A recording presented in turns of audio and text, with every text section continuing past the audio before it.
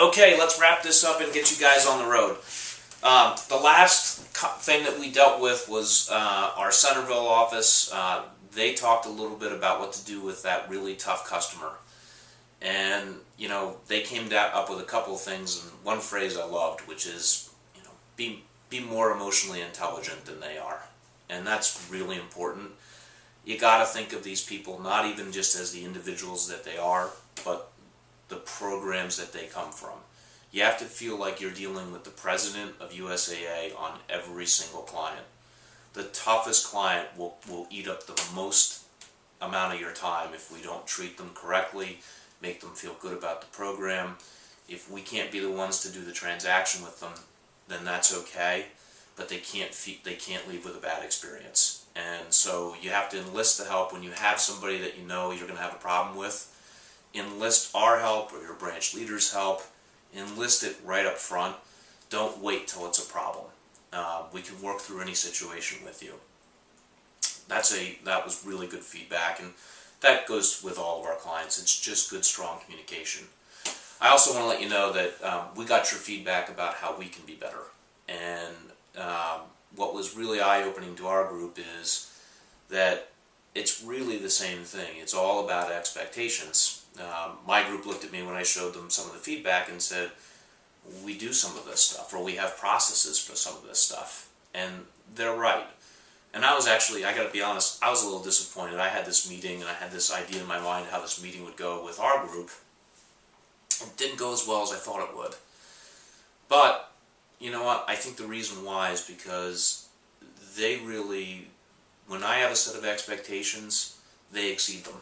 They're really good. They're on your team, and they really care about you, and they're as good as anybody is in the country. And if there's any place where this stuff falls down, it's on communication.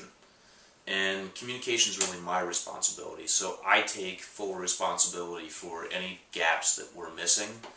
I'm reading very carefully through what you provided. One of the biggest things that I know needs to happen is you have to have a playbook. I'm working on better communication with you, whether it's through these videos instead of doing PowerPoint slides. If there's some other way to get good information to you, I'm going to figure that out.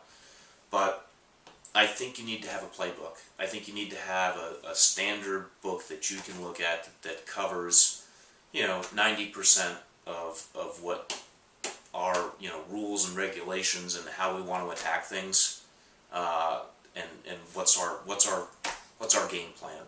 So that's what I'm working on out of the feedback that I got from you. A lot of it's done. We have a lot of these policies. We've thought of a lot of these things.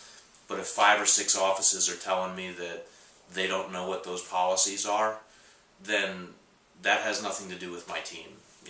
Candace, Vanessa, India, Deanna, Carrie, they do an outstanding job. And it's my job to make sure that you know how to work with us, what we're expecting, what your expectations of us should be, and I'm going to get better at that. I read your feedback. I plan to get a lot better at it, and then I plan to ask again, and I never want to stop improving. I hope that you never want to stop improving. That's why we're so good at what we do. Everyone around the country is staring at us. I get phone calls from relocation directors all the time saying, what are you guys doing? And remember, it is rocket science. We are going to go over the basics. We're going to make sure that we do them better than anybody else, and that's all it's going to take.